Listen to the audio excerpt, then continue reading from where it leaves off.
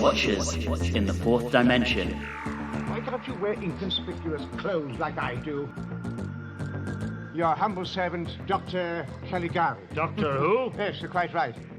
He gave me a gun, he extracted my tooth, but basically what more do you want? Come along, boy, come along.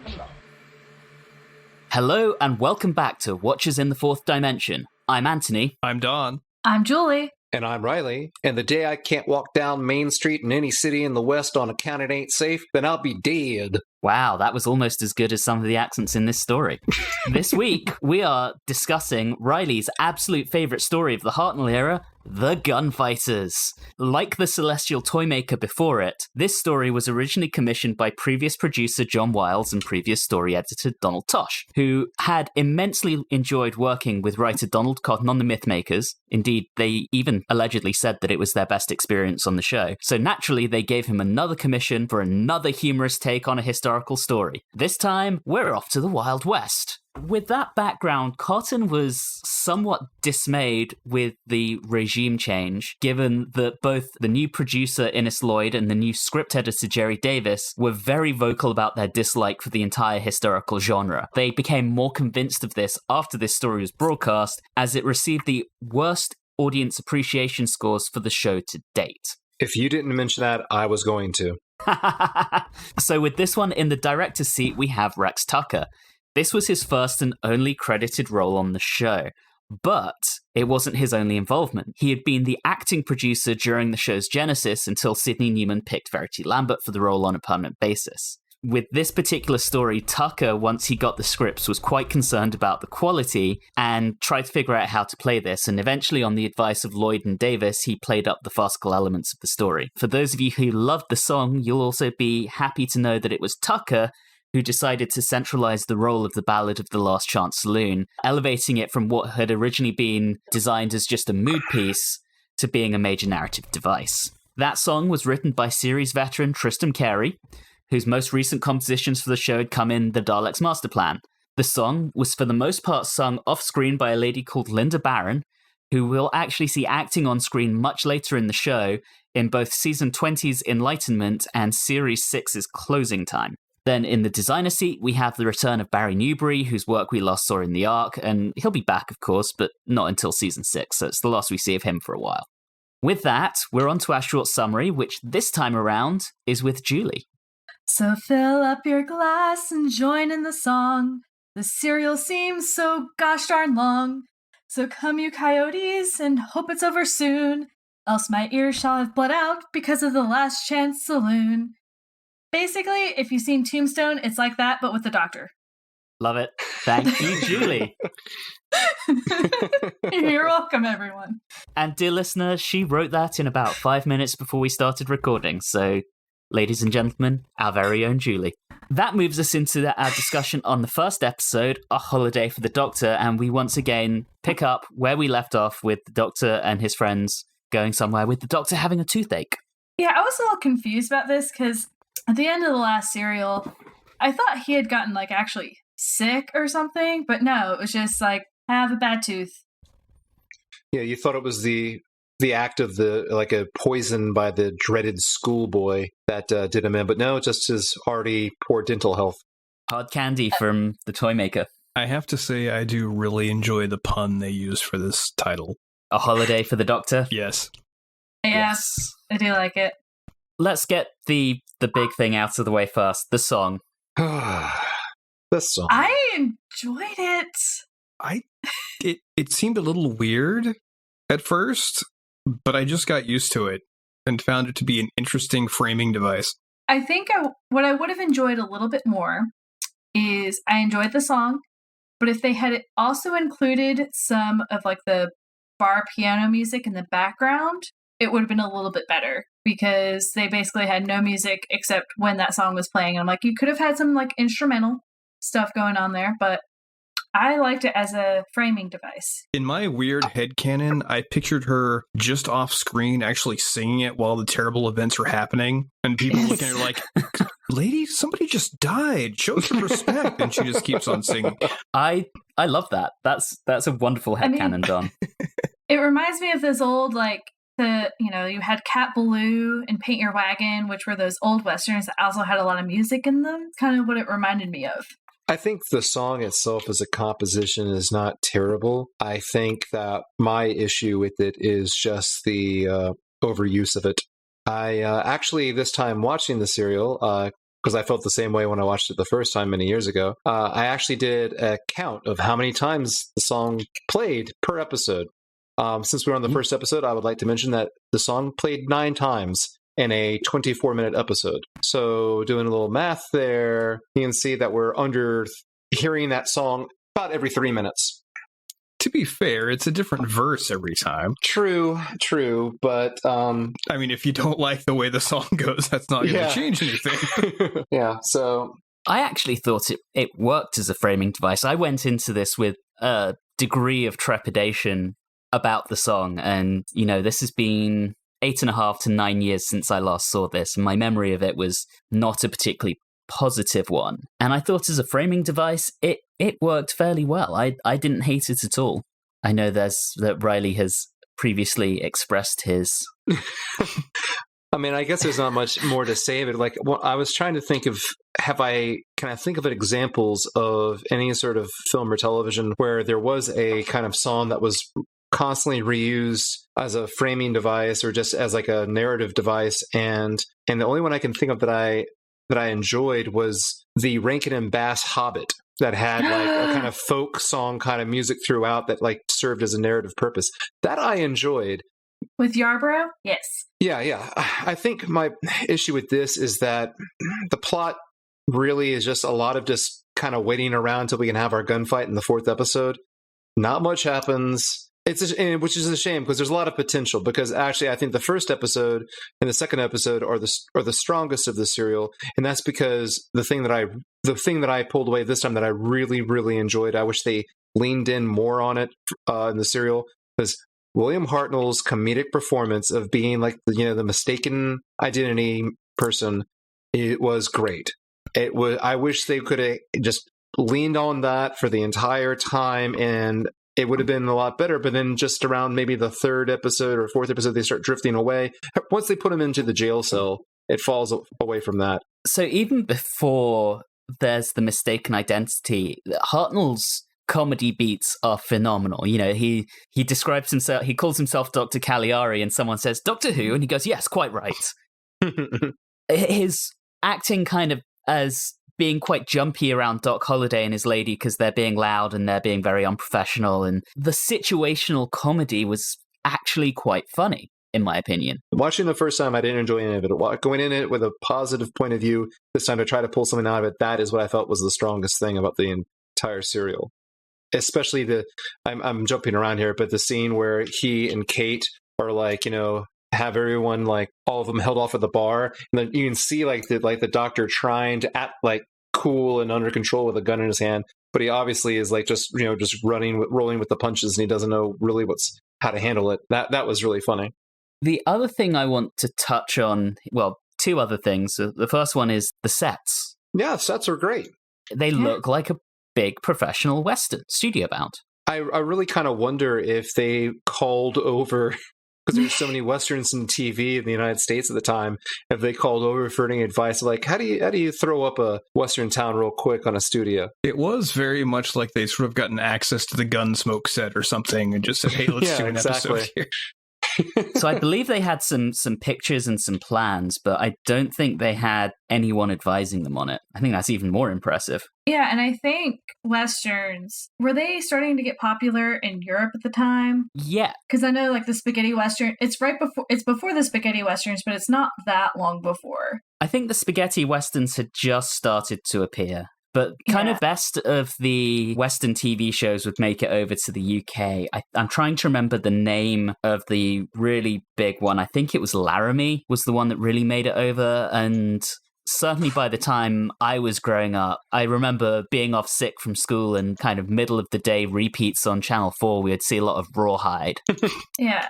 Those, I think, were the big 2. So I would think, even depending on who they were able to get, there would be people in Europe who would have some background, I think, in Westerns. And even then, from a set perspective, I don't think they were really that difficult So yeah, I do agree with that it did look really, really good.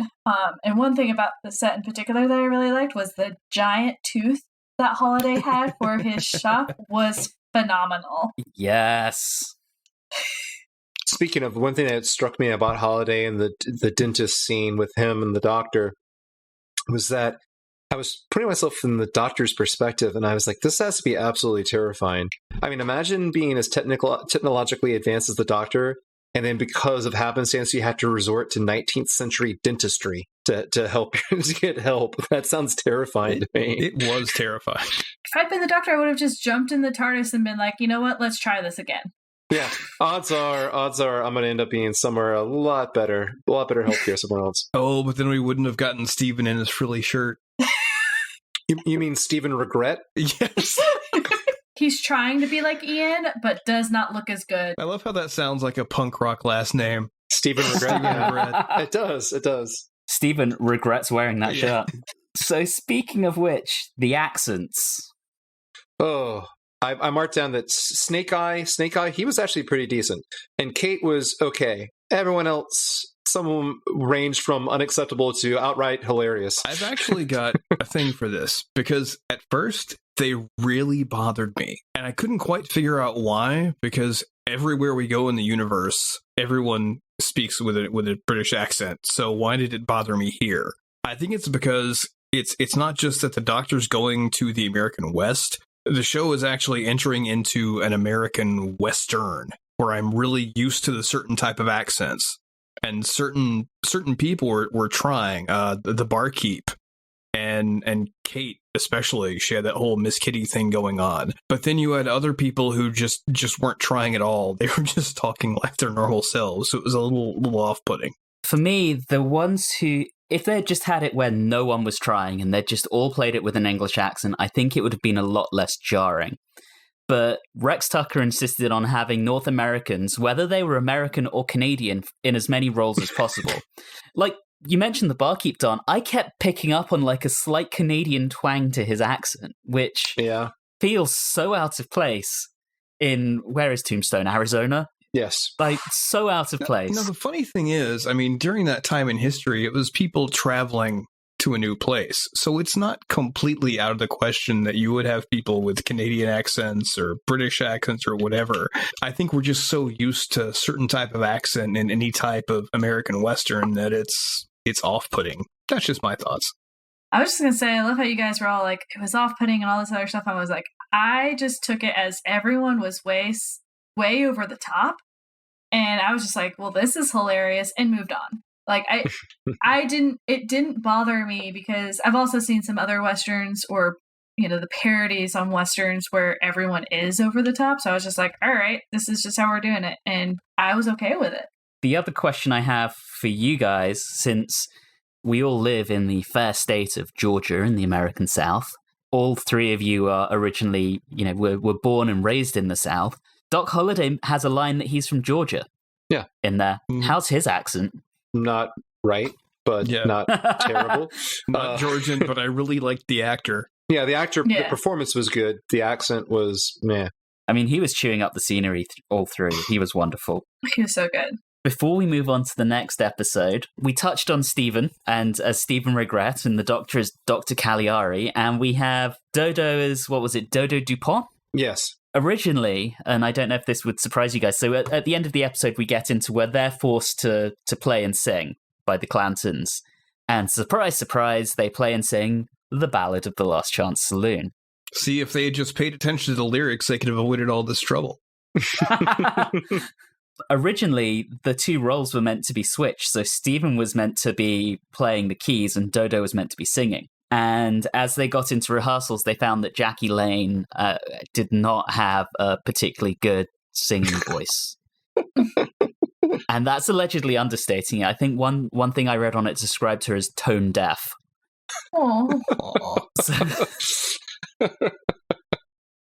To be fair, I'm just proud that they were able to passably play and sing.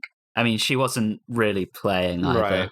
Right. I really liked that whole idea, because I mean, usually there's a lot of situations where they're lying and pretending to be other people, and in this serial their bluff was called, and they had to perform. Yeah, that was a nice twist on it. Because they could have played it off in the episode itself that they couldn't play. So it's still impressive in and of itself that they were like, you know what? No, we're going to actually make them able to do this. And the complete opposite to, back in the Romans where the doctor's bluff was called on that. And he still finds a bluff that fools everyone into thinking that he's playing. Different take, but same idea. All right, so that takes us into episode 2, Don't Shoot the Pianist. At this point, the Clantons already think that the Doctor is Doc Holliday. Sorry to interrupt, but I'd also like to point out that as we go into this episode, when Stephen and Dodo are singing and playing that song, again, they request him to sing it and her to play it a third time. And even Stephen mentions how irritated he is of like, come on, we've already played the song enough. I wonder if that's the show being a little meta there. Could be. I do love the comment on that of reasonably accomplished, you might say, but not great. Although, to be fair, they can pass by with the singing and dancing, but the other folks cannot clap in time. As a musician, that is one of my pet peeves, is when you're playing songs and people are trying to clap along to it, and it deteriorates very quickly. So the question I have is, you have the Clantons thinking that the Doctor is Doc Holliday. How do they not realize as soon as he speaks that this guy's clearly an Englishman? Because they're going after revenge for somebody that they don't know what they look like or sound like, but they know how he dresses. Yeah, okay. That said, we do get the Doctor in a great hat, yes, carrying on with, the wonderful hats he's been wearing this season. And, he's predating Matt Smith wearing a Stetson by about 50 years. I think that's pretty cool. He looks good. That's one thing when you're talking about the sets. That's another thing. The costumes are good. Yes. Even Steven's frilly shirt. That was for a purpose. So yes. At least it's better than that corduroy jacket thing that he was wearing during the Daleks. Yeah, that was questionable for sure. One of the things I didn't like, so once the Doctor gets arrested and is in jail, there's this one particular shot when he's just like sitting so dejectedly in the jail. And I was just, to me, that's not very Doctor-like, to just look so dejected. And I get that he had just had the tooth removed and some things like that, but still, it was very sad. But the Doctor in the jail cell does provide what I think was one of the funnier lines in the entire serial. Later on in the episode, he mentions to the sheriff, people keep giving me guns and I do wish that they wouldn't.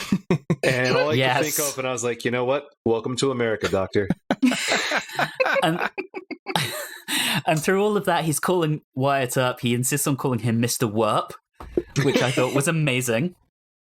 So before he even ends up in the jail cell, there's the bar scene where, he's about to get in the bar fight. And I assumed that the Doctor accidentally shot one of the Clantons until it was made clear that it was Doc Holliday from, the staircase. But I was like, damn, Doctor, what's going on? Doc Holliday on the staircase with a revolver.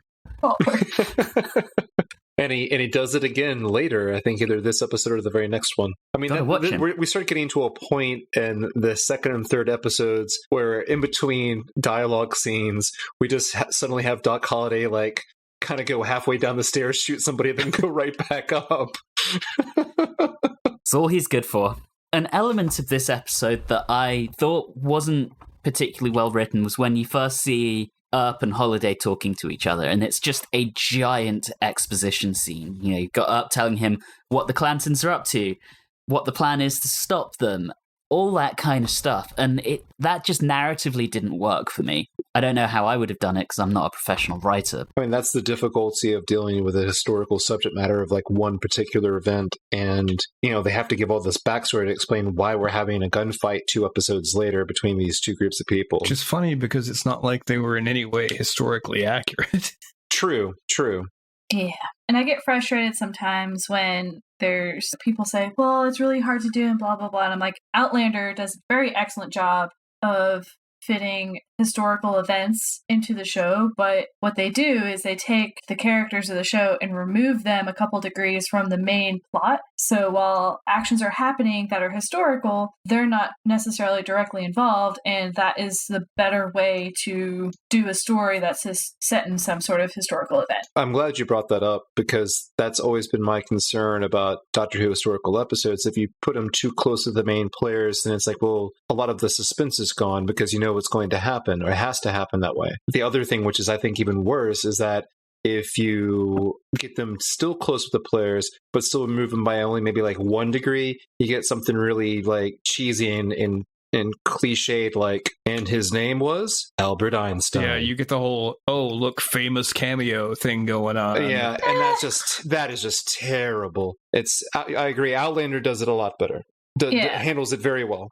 And then, of course, you have the third option, which is where you set it in an era of history that no one's really that familiar with, and you get the massacre. True, yeah. You run the risk of no one actually really caring. See, I wonder how this episode, the show from its beginnings, talking about wanting to be educational, and I'm trying to, other than like just a depiction of a day in the life of what it was like in the Wild West in America, I'm trying to think of any historical significance, really. I mean, I don't know. I'm speaking from a bias. I really am not a fan of Westerns. There's very few Westerns that I actually like. And I find the story of the shootout of the OK Corral to be completely insignificant. And I don't understand why people find it so interesting. It just seems kind of like just what it is, just a shootout between, some outlaws and the law. So I don't understand its importance. So I'm kind of wondering if there was ever any criticism of this particular episode of like, well, you say you want to be a show that's educational, but really you're just trying to give it an excuse to, do a shoot 'em up Western that was popular at the time. I think they'd given up on being educational by this point in time. I was going to say that. Okay. So therefore, I think that they were really just trying to go with the spectacle, and a lot of people are familiar with the OK Corral. So what better thing to do than do the OK Corral if we're going to try to attempt a Western? Yeah, I mean, you've got to hit the famous bits. Otherwise, it's just some random town. And yeah, you end up with a town called Mercy in the Matt Smith era where... Hey, I like that one. At least it added something new to it. I mean, I know that was one of the criticisms of this serial, was that it seems to be just told very straightforward and there's no added element to it. And because of the Doctor having to deal with the mistaken identity issue, there's no step back from the characters to talk about like maybe the morality of having a gunfight at all. It just seems like we're just careening towards this and we're going to have it no matter what, and no reason to really think about it. It's because it's the big thing. It's you're moving up toward the shootout at the OK Corral. It's not the skirmish in Turd Falls, Texas. I mean, you've got to have it. It's expected. Well, yeah, I'm fine with it happening. I'm just saying, like, could we like maybe have a discussion about the reason of resorting to violence in the streets or something? I don't know, just something to add a little bit more depth to the episode. Which, like I said, I'm only asking that because in the first 2 episodes we have really great kind of humor and comedy. And then it just, once Johnny Ringo shows up in the 3rd episode, then it just kind of just drifts away. And I'm kind of wondering, what are we doing here? Well, I think you've hit the nail on the head there, Reilly, in that education and morality is not the point of this story. This is just designed to be pure entertainment, either as, a comedy Western or as, introducing the Mr. Nasty, for want of a better term, in Johnny Ringo. I don't think this was ever even contemplated being an educational story in any way, shape, or form. It does share, I mean, this was the same writer that did the Mythmakers, right? Yep. So we also have that same sudden tonal shift. So our first 2 episodes are really comedy focused. And then in the 3rd episode, we get Johnny Ringo showing up and shooting the barman. Suddenly things get real, so to speak. Right. Well, I think that's a fairly good segue into episode 3, Johnny Ringo. We end episode 2 with whether or not Wyatt Earp, Mr. Werp, is going to hand the Doctor over to the mob. And we pick back up with the Doctor not quite sure what to do, because you've got him not wanting to see Stephen get hanged, but Mr. Werp is not letting him out. By the way, the song cue count for episode 2 was 7. So we're at a total of 16. Thank you. That Johnny Ringo guy, huh? not a nice character. What a bastard. And his accent's terrible. Yes. Yeah. Really, I mean, he's very English with the very slightest twang, and the actor's just not trying. I mean, I enjoyed him. He was very stereotypical. He was very much I'm the terrible guy who everyone is afraid of, and I'm going to defeat so-and-so because of XYZ. Like, he's a very straightforward character, which I don't hate. I occasionally want the straightforward character, so we know what Ringo wants. I also think the reason why the character is brought into the serial is to give a heroic moment to Doc Holliday, to clear up any perhaps ambiguity about whose side we should be on. Because at the beginning, Doc Holliday is the person that, kind of sends the doctor up the river by, sending him out there as a Doc Holliday lookalike, so to speak. And so now we provide like a true like evil character for him to contrast against, and we see like, oh, okay, Doc Holliday, he's on our side. I have my notes from watching this episode. Nobody likes Ringo, professional asshole. I mean, just because he's not your favorite Beatle, there's no reason to say that. That's just rude. I'm not gonna lie. There is a part where everyone is like, Ringo, Ringo, Ringo, and it just reminded me of Help when they're all yelling about where Ringo is, which is an excellent movie. Yes, it is. But back to that, where not only did they bring him in to kind of juxtapose against, like he has to be against Holiday, it also helps that he's part of that original story, so he has to be a part of the OK Corral shooting because he was there. Yeah, he didn't die there though. No, they got that wrong. They got a lot of that wrong, actually. Like, that ended up... I was sitting there, I was like, all the people who should be dying are not dying, but okay, that's people fine. That did die there weren't there. Yeah. It's all fine. I keep thinking about the economy of, like, coming into town and shooting the barman. I'm just, guessing here. Aren't the barmen in these small, like, Western towns usually also the owners of the establishment? Usually. Or is there just like a line of barmen that keep coming through as they keep getting shot by horrible outlaws? Well, plus, the only people we saw in these town were outlaws. We didn't really have, except for the mob, which even then, we didn't have a whole lot of just normal people. That's it. So there was that, when we first meet the barman in the first episode, you kind of see him, rising up from behind the bar, almost like he's doing that kind of elevator trick. So maybe they just have a line of barmen behind there. You knock one down and the next one just kind of rises. I did really enjoy that there was a sign in the bar right behind him that said "No shooting in this bar." It's like, no, I'm prepared for this. There's a sign. Come on, guys, read the sign. Famous last words. Sign everywhere. Anyway, so I think one of the things to think about is the way that they would explain it off is that the town folks knew that there were outlaws in town and that they just avoided them at all costs, which, it's a cop-out, but that's how you could explain it away. Extras are expensive. Yes. Yes. When Ringo killed Charlie the barman, it was really just to show how mean he was. It was nothing beyond kind of setting the scene that this guy, as Dom put it, is an absolute bastard. Absolutely. And he, of course, was trying to remain hidden, and as soon as they found the body, like, Johnny Ringo must have done this. Way to keep it low-key, buddy. Was anyone else kind of hoping at one moment they would, like, break off in, like, maybe, like, the third episode when they find themselves at a point where they don't know where to go or what to do? They just say, wait a second. And then the music kicks in and they kind of go, wait, listen to what she's saying. Okay, they're over there. See? Right off screen, commenting and getting To talk about some of the other characters, we had that wonderful moment where Dodo proves to be momentarily a secret badass. Yeah, threatening Holiday with that gun. Momentarily is the key word there. Threatening competence. Yeah, momentarily, because as soon as Holiday pulls out another gun, she faints.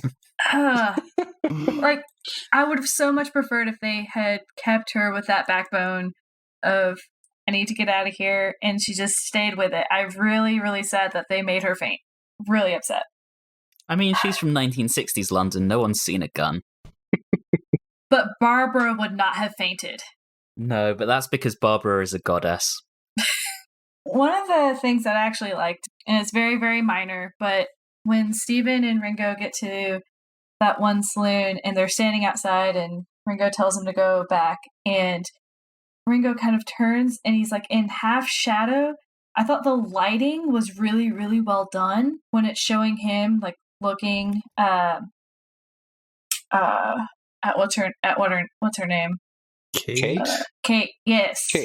Kate. So I really liked how they did some of the lighting for him, but that was just something I noticed.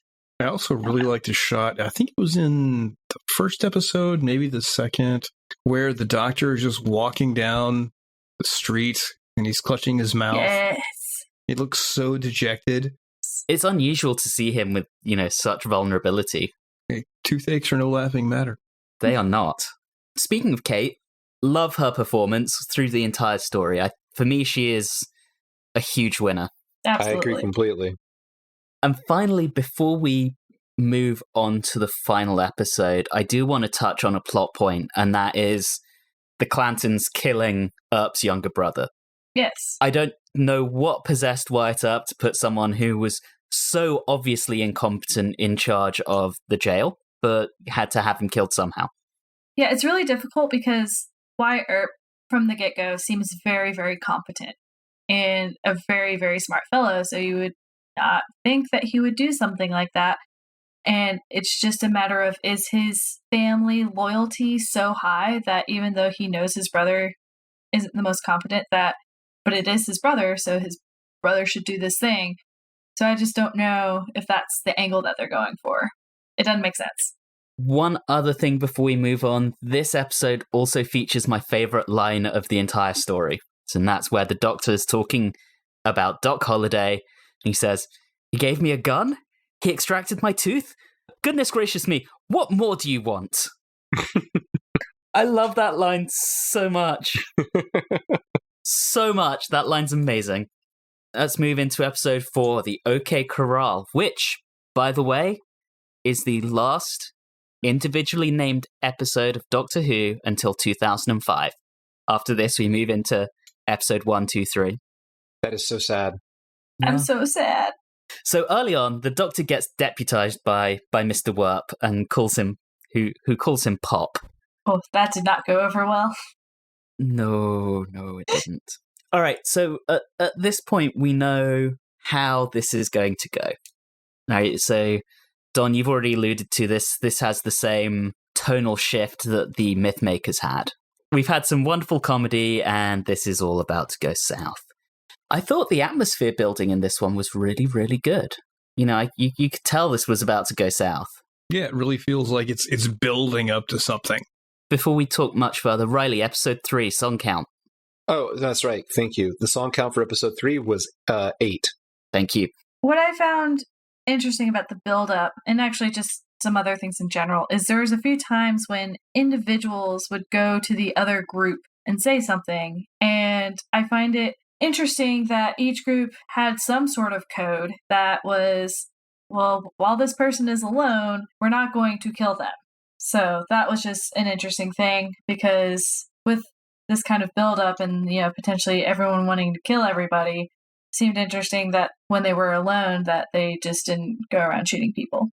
It's almost like, you think of war in the medieval period where, they'd kind of say, okay, we'll line up at about 11 a.m. and, we'll wait for the signal before we start killing each other. All very civilized. Very civilized. Which is why I find it interesting that they have that kind of code of conduct where we're not going to shoot the messenger, basically. But I am willing to be behind this group when you actually start the shooting, and I will kill him from behind. You go from one where it's like, oh, well, we'll hold up this code, but not this other code. Interesting. Yeah, I'm not going to question the morality of the Clantons. It's definitely a little weird. What? They're attacking us from behind? That's not very sporting of them. What, dear chap? I'd like to point out that I did a little research because, like I said earlier, I wasn't really aware of, why this particular event in history was considered history. And what I came across, I thought was so interesting, was that historians claim that the actual gunfight lasted 30 seconds. The gunfight in this episode lasts 3 minutes. Now, obviously, you have to add the drama and stuff like that. That's totally fine, but just wanted to throw that out there. It was a very well-directed 3 minutes. It was fine. I mean, it was I feel like it was your standard, TV Western, shootout that you had to have the fall off of like a tall area after getting shot and stuff like that, Yeah, but I think the thing to keep in mind is it's made by people who weren't regulars on Western shows. So they were purely imitating a different art form, and they did it really well. Speaking of the gunfight, did anyone else think that, in another life that maybe the Clantons were stormtroopers? Maybe. Oh my goodness. They're just shooting at the Earps as they calmly walk towards them, and they somehow manage to miss very slow-moving targets. So one, the Earps, they have trained a lot more for this, I would assume, being the marshal and sheriff and all that kind of stuff. The Clantons are running high on, a lot of adrenaline. I think one of their brothers had been killed even before the first episode, and they just don't seem too bright. So a part of me is not super surprised that that's the fact, but yeah, and that's why they went to Ringo, because they knew that they couldn't do it without him, because they're terrible. Couldn't do it with him either. I mean, you definitely get the impression that Pa Clanton was panicking once he realized Doc Holliday had shown back up, so it wasn't just the Clantons versus the Earps, they had a little bit of help. Yep. So that was a shot to his confidence, for want of a better term. Yeah, and who knows, the Earps' weapons could have just been better. No, maybe that their weapons were just not good and wouldn't shoot straight. One thing I really did love in the fight was how calmly and coldly Holliday gunned down Ringo. It was brutal. Well, it's not like he was the first person that he's killed. That's true. I think it's more of the depiction of how it was depicted on the screen that Anthony is referring to. I kind of noticed that as well. That it was usually things are kind of overblown or dramatic, but that felt very personal. That particular gunning down of Ringo. Well, yeah, because he was after Kate. And I think there was, an element of, I don't know if this was what was intended, but it came across to me that there was an element of, Ringo was a former lover of Kate, so Holliday sees that as some, a potential rival, getting into the whole kind of masculinity angle. So that I think there was something there on that as well. With that out the way, we end the story. Earp is no longer on a lawman. Holliday's on the wanted list, and we have Dodo, who, despite everything, decides she doesn't want to leave. Crazy, crazy bitch. And I'm sure she'll be around for a long time to come. I'd gone most of this episode without heavily criticizing her. Because she flirted with being competent occasionally. What could have been? Song cue count for episode 4 is 8, which brings our total song cue count for the entire serial to be 32, which puts our total runtime is around 94 minutes. So the song plays on average once every 3 minutes. Thank you, Reilly. And like the last few stories, we again end on a leading scene into the next story. We get the impression that we're in the future, in the age of peace and prosperity, in the words of the Doctor, and then we see a caveman on the scanner. I get the Doctor just wasn't checking for a little bit longer, but he's really, really bad at knowing when and where they are. Yeah. Very true. We'll find out more on that next time. We will move on to our metrics, other than the song count, which was a one-off for this. So the camp count. Quite a lot of camp in this one, I thought. I'm having a hard time pulling a camp character. I mean, other than like over-the-top accents, which could be placed upon so many of the people in the episode. So yeah, I didn't think it was that camp. It was just sticking with the genre. Okay, that's fair. Do we want to give it a 1 because some of the characters were a little over the top? I think that's fair. Sure. I mean, you could probably give it a 0.5 for Steven's shirt. All right, 1.5. I'll explain later count. Anything? Sadly, no. No. So that brings us on to our final scores for the story. Don, you get to start this week. It's going to be rough. I'm going to have to set a tone here. Whenever we give scores here, I think there's really 2 elements to keep in mind. One is how well they executed on their concept or idea. And the other is how much we enjoyed actually watching the story. Going into this, my expectations were pretty low because I had heard the common wisdom, and I had especially heard Reilly's thoughts on it. And for the most part, I really disagree. I enjoyed this serial. It's not the worst episode of Doctor Who I've ever seen. It's not even the worst episode I've seen this season. The song, the first couple times, it's a little weird, but you kind of get used to it. At least they're using different lyrics and commenting on what's going on in a different way every time. I found myself enjoying it, and for that, I'm giving it 8 frilly shirts out of 10. 8, wow. 8, okay. Julie. I actually enjoyed it.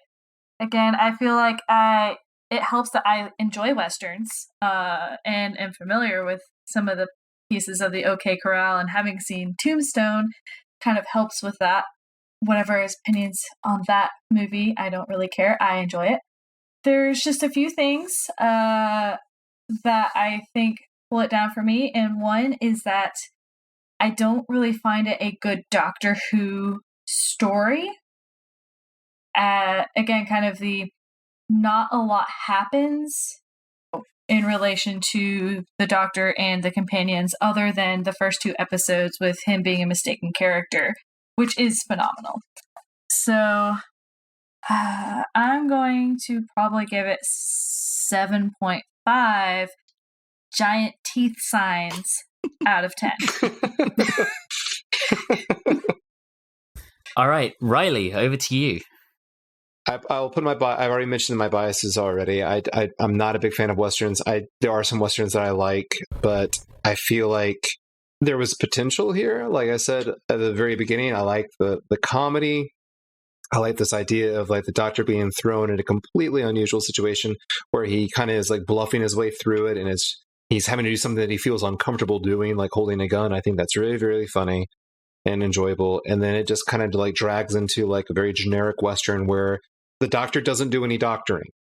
Steven and Dodo are just there. You could have like replaced it.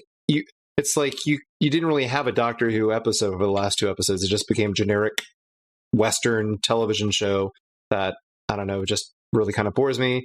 We've already talked about the musical cues, blah, blah, blah. So I'm, like I said, just not a fan of it.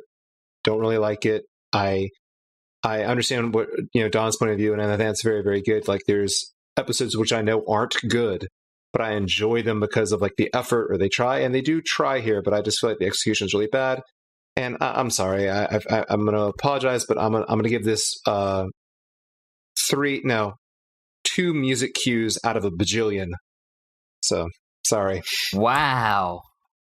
Reilly, that is your lowest score to date for anything.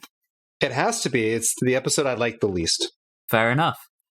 From my perspective, Don, you already talked about execution versus the story itself, and I'm in agreement. This story is so well executed. The sets are beautiful.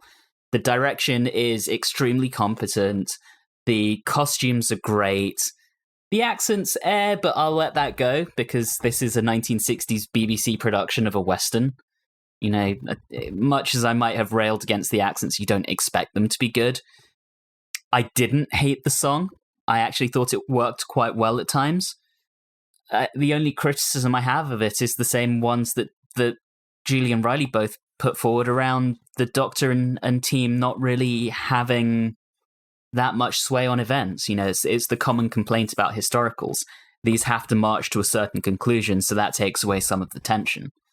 For me, this is 7.5 barmen crouching behind a bar, which gives us a story average across the four of us of 6.25, which actually is exactly the same as The Celestial Toymaker. And Reilly, incidentally, if you had rated it more in line with the rest of us, this would have actually been the best rated story so far this season. I'd like to point out I'm not alone on this. There are other people that feel this way about this episode.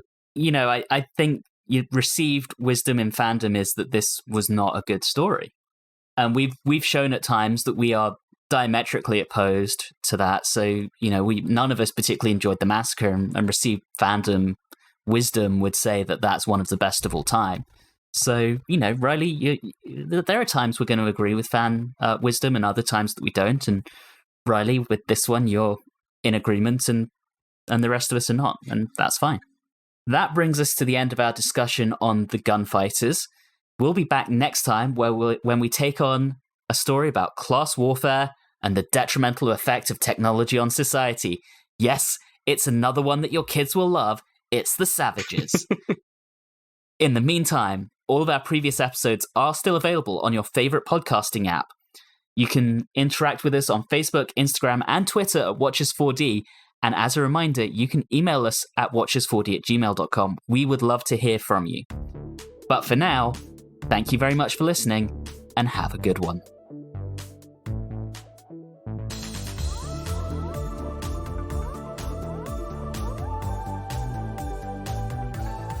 You have been listening to Watchers in the Fourth Dimension with Don Smith, Reilly Schreck, Julie Philippek, and myself, Anthony Williams. This episode, Flirting with Competence, was recorded on Wednesday the 15th of January 2020. And always remember, if you enjoy trolling Reilly as much as the other three of us do, bring the story up to him at every possible moment.